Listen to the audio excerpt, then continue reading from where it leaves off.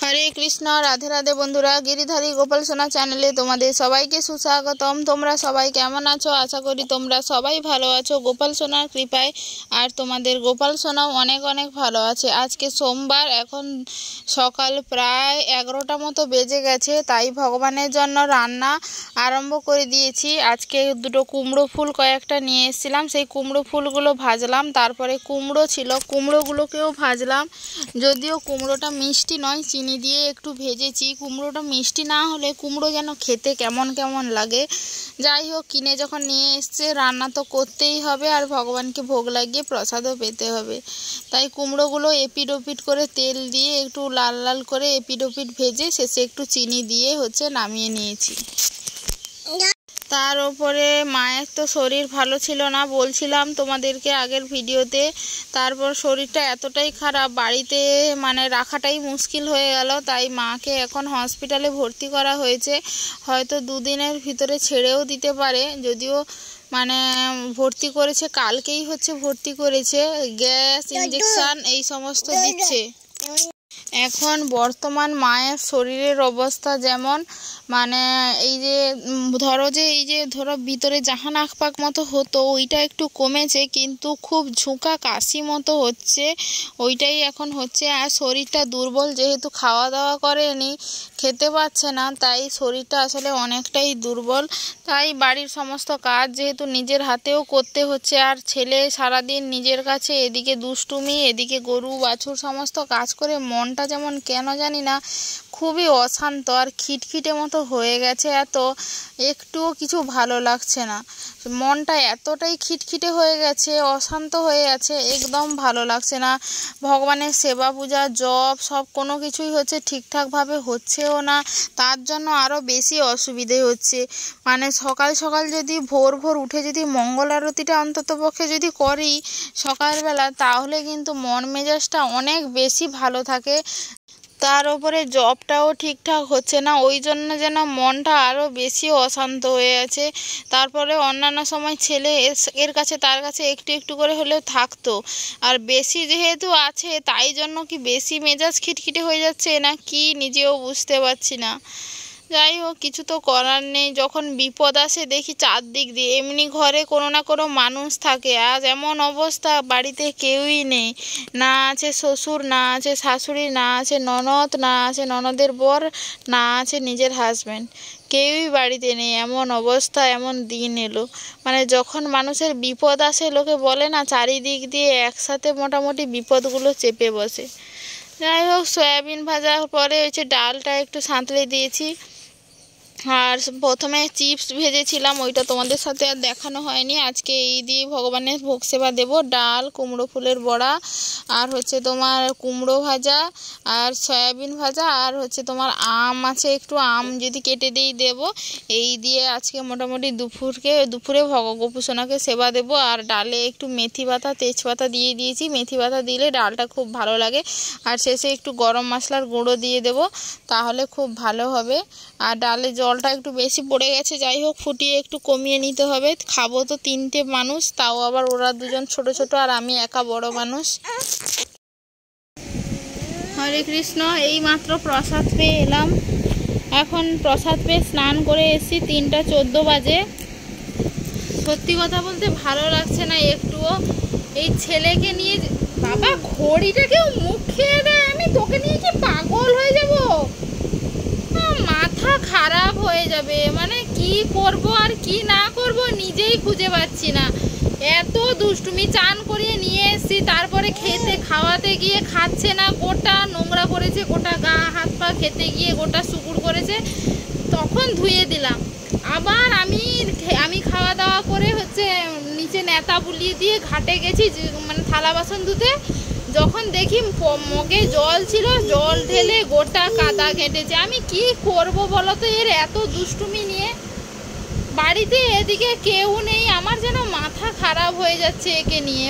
এত দুষ্টুমি বেড়েছে, ভালো লাগছে না। 3 দিন ধরে ভালো করে কিছুই করতে পারছি না। এদিকে মায়ের শরীর ভালো নেই, সেখানেও মনটা খারাপ। তার উপরে 2 দিন মতো ঘুম হয়নি ঠিকঠাক। তার উপর এই ছেলে যদি এমন করে আমি কোথায় যাব বলো তো? এদিকে গরু বাছুর সব কিছু তো একা হাতে সামলাতে হচ্ছে, আর ওর যদি এইরকম দুষ্টুমি করে আবার তো জ্বর ঠান্ডা লাগিয়েই বসবে। এইরকম যদি সারাদিনে 3 বার যদি ওকে গা ধোয়াতে হয় টানা 1 ঘন্টার ভিতরে, তাহলে মানে অসুখ হবে না বলো তো? এই আমার মাথা যন্ত্রণা করছে। খাওয়াতে গেছি খাইনি, আমি না পাগল হয়ে যাব কবে না কবে। যা অবস্থা। কি হলো রে সোনা? আমার মাথা যন্ত্রণা করছে। তার উপরে আজকে কয়েকদিন হচ্ছে আমি দুধের মাখন তুলে তুলে এতটা জমিয়েছি। মাখনটা জানি তুলবো, মানে দুধের যে ওপরে যে মোটা যে ফ্যাটটা থাকে সেইটা। কি হলো? সেই মোটা ফ্যাটটা যে দুধের উপরে পড়ে সেইটা জমিয়ে জমিয়ে রেখেছি। এটা ঘি বানাবো, মাখন তুলবো। এইটা কালকেও করব বলে করা হয়নি, আর এখন আমার মাথা যন্ত্রণা করছে, ভালো লাগছে না। না করলে এরকম পড়ে পড়ে থেকেও যাবে। কি হলো? চুল করছে গা হাত তো এইরকম চুল কবে? নোংরা ঘাঁটিস, নোংরা ধুলো মাটিতে এইরকম চারিপাশে গড়, তাহলে এরকম হবে। কথা বললে তো শুনিস না। কি হলো?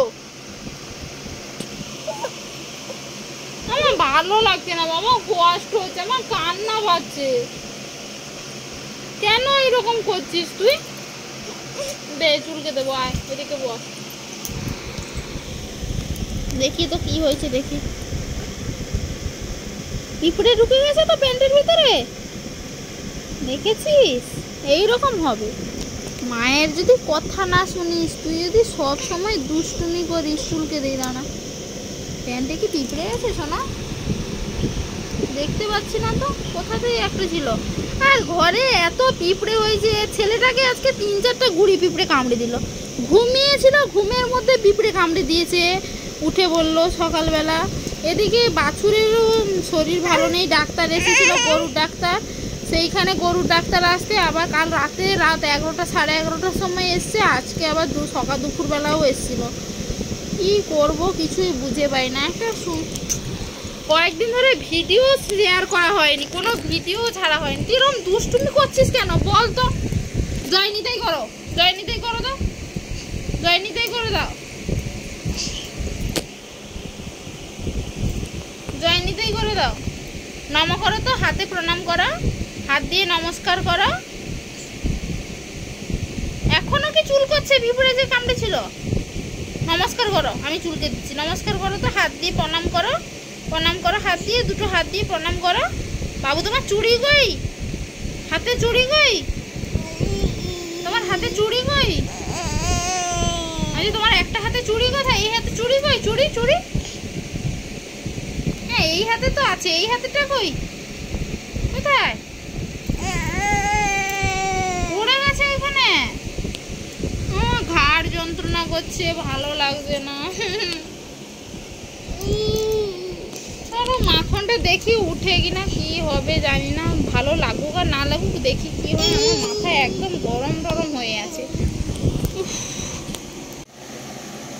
এই যে দেখতে পাচ্ছ মাখনটাকে এখন ঘাঁটছি। এই মাখনটাকে এখন ঘাঁটতে হবে প্রায় কতক্ষণ জানি না, নিম্ন সংখ্যা 15-20 মিনিটে হয়, আর নয়তো 1 ঘন্টা 1.5 ঘন্টাও লাগে। কখনো উঠতে চায় না, এইটার অসুবিধা হচ্ছে। এইগুলো এই রকম ভাবে যে কতক্ষণ এইটাকে করতে হবে ঠিক নেই। 15 মিনিটেও উঠে যেতে পারে, আবার 1 ঘন্টা ধরে ঘুরলেও মাখনটা হয়তো উঠবে না। এখন যে দেখতে পাচ্ছ ঠিক এইরকম ঘনত্ব আছে। দেখবো এইটা ঘাঁটতে ঘাঁটতে ঠিক কীরকম ঘনত্ব আছে, তোমাদেরকে একটু শেয়ার করব। এটা করতে কিন্তু খুব কষ্ট, আর এটা একদম বাড়ির একদম ঘরোয়া ঘি যেটাকে বলে, এইটা সেই ঘিটাই তৈরি করব একদম। যাই হোক, এইটা অনেকটা পরিশ্রমের কাজ আছে, কিন্তু আর কষ্ট না করলে কি আর কেষ্ট মেলে?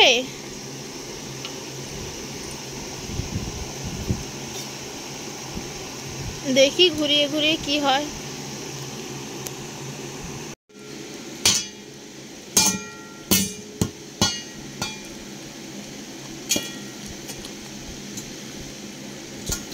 এই যে দেখতে পাচ্ছেন এখান থেকে জল বেরিয়ে পড়ছে। আমি জীবনে এতদিন মানে আমি ধরো আমার জীবনে তাও 3-4 বার মতো ঘি বানিয়েছি, কিন্তু এত তাড়াতাড়ি কোনো দিন মাখন উঠেনি। এই ফার্স্ট 5 মিনিটও গেল না মাখন উঠে আসছে। আমি জানি না কি করে এটা হলো, কিন্তু সত্যি কথা এর আগে কোনো দিন এইরকম হয়নি এত তাড়াতাড়ি। মিনিমাম তো 15 মিনিট 10-15 মিনিট সময় লাগে, কিন্তু এই তো দেখছি 10-15 মিনিটও সময় লাগলো না। কি করে এত তাড়াতাড়ি মাখনটা উঠে এসছে আমি ভাবছি, একটুও কষ্ট করতে হলো না। হয়তো আজকে পরিশ্রম হয়েছে, ভগবানও জানে, ভগবান আজকে আর বেশি কষ্ট দেয়নি। এত তাড়াতাড়ি মানে মাখন থেকে জল বেরিয়ে গেল। এই যে দেখতে পাচ্ছেন মাখন, আর এদিকে হচ্ছে জল আলাদা হয়ে গেল। আরও এটাকে আরও সুন্দরভাবে গোল হয়ে যাবে। আমি একবার করে দেখাচ্ছি, মোবাইলটা যেহেতু হাতে ধরেছি গামলাটা নড়ছে, আমি করে একদম দেখাচ্ছি যে কি রকম মানে হয়েছে। লাস্ট পজিশনটা আপনাদের সাথে একটু শেয়ার করব। এই যে আমি সব ধুয়ে পরিষ্কার করে নিয়ে এসেছি, আপনাদেরকে একটু দেখাই।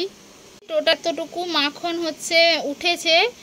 আমি ধুয়ে পুরো জল ঝরিয়ে একদম স্বচ্ছ সাদা জল দেখতে পাচ্ছেন, ধুয়ে একেবারে কড়াইতে নিয়ে চলে এসেছি। যেহেতু কড়াইটাতেই ঘিটা তৈরি করব, তাই একদম কড়াইটাতেই নিয়ে নিয়েছি। এবার কড়াই সহ আমি গ্যাসে বসাবো। এই যে গ্যাসের জ্বালানিটা জ্বালিয়ে নিয়েছি। এবার আপনাদেরকে দেখাবো কত সুন্দরভাবে এইটা থেকে মানে ঘি তৈরি হয়, আর এইটা কত সুন্দরভাবে গলতে শুরু করবে। এই যে তাপ পেতেই দেখতে পাচ্ছেন কিভাবে জিনিসটা গলতে শুরু করেছে। আর এইটা খুবই আস্তে আস্তে করে করতে হবে, যেহেতু ফার্স্ট চালু করলাম তাই গ্যাসের ফ্লেমটা একদম হাইতে করা আছে। যদিও এটা নামিয়ে দেব, না হলে পুড়ে যাবে খুব তাড়াতাড়ি। খুব আস্তে আস্তেই হবে, শুধু দেখতে থাকুন যে প্রসেসটা কিভাবে পরপর হতে থাকে। ততক্ষণ আমি ক্যামেরাটা অনই করে রাখবো, শুধু ভিডিওটা যখন এডিট করব স্পিডটা বাড়িয়ে দেব। রাতের অন্ধকার পেরিয়ে সকালে প্রতিদিন ভোরের আলো দেখায় ভগবান আমাদের। প্রতিটি সকাল সৌভাগ্য এবং সুযোগ দেয় প্রতিদিন ভগবানের নাম জপ করা এবং সেবা পূজার মাধ্যমে ভগবদ্ধামে ফিরে যাওয়ার জন্য। একবার ভেবে দেখুন, ভগবান কিন্তু আমাদের প্রতি তার দায়িত্ব ঠিক পালন করছে, কিন্তু আমরা যে কথা দিয়ে এসেছি তা কি আমরা রেখেছি? 24 ঘন্টায় 10 মিনিট আমাদের ভগবানের জন্য সময় হয় না, কিন্তু এটা ভেবে কি কখনো ভগবান 10 মিনিটের জন্য অক্সিজেন বন্ধ করে দিয়েছে? বরং যারা উল্টে ভগবানকে গালি দেয় তাদেরকেও ভগবান অক্সিজেন দিচ্ছে। এই সংসারের মতো করে কষ্ট, দুঃখ, আঘাত আর কোথাও পাবে না। এখানে থাকা মানুষ, সম্পর্কগুলো কিছু নিঃস্বার্থ নয়, সব কিছুই স্বার্থে চলছে। আজ এখানে আপনার কাছে স্বার্থে কম পড়ুক, যেখানে তাদের চাহিদা পূরণ হবে তারা সেখানে গিয়েই সম্পর্ক গড়বে। এই জগৎ সংসারে এইরকম মানুষের সংখ্যাই বেশি। তারপরেও আমরা সংসার করে চলেছি। এই সংসারে যদি প্রকৃত সুখ চান তাহলে কৃষ্ণের সংসার করুন, এই অনাচার ছেড়ে কৃষ্ণের সংসার করুন। এই যে দেখুন কত সুন্দর ঘিটা রেডি হয়ে গেছে। এই ঘিটা এবারে ঠান্ডা হলে আমি এই কৌটোতে ভরে নেব। একদম ঘরের গাওয়া ঘি আপনাদের সাথে সামনে তৈরি করে দেখালাম, এত সুন্দর ঘি। আর এই ঘিয়ের যে স্বাদ আর গন্ধ আপনি আর কোথাও কিনে মানে পাবেন না। এই রকম বাজারের কেনা ঘিয়ে এই রকম স্বাদ, এই রকম গন্ধ কোথাও পাবেন না। এটা একমাত্র বাড়ির মানে ঘরে যদি আপনি এইভাবে তৈরি করতে পারেন তাহলেই কিন্তু এই ঘিয়ের স্বাদ এই রকম হবে। আমি এখন তো গরম আছে, কৌটোতে ভরবো না, একটু ঠান্ডা হয়ে গেলে আমি কৌটোতে ভরবো, তখন দেখবেন কত সুন্দর লাগবে। এই যে পুরো গাওয়া ঘি আমি বানিয়ে ফেলেছি, আর কতটা পরিমাণ হয়েছে দেখো। এইটাতে ঠিক কতটা ধরতে পারে আমি ঠিক আন্দাজ করতে পারছি না, তাও আমি বলছি যে 400, 450, 500 মতো তো ঘি হয়েই গেছে। দেখো কত সুন্দর বাড়ির তৈরি, একদম খাঁটি ঘি আমি বাড়িতেই কত সুন্দরভাবে তৈরি করে ফেললাম ভগবানের জন্য। তোমরাও যদি চেষ্টা করো বাড়িতে এত সুন্দর খাঁটি ঘি ভগবানের জন্য তৈরি করে নিতে পারো। কালারটা শুধু দেখো।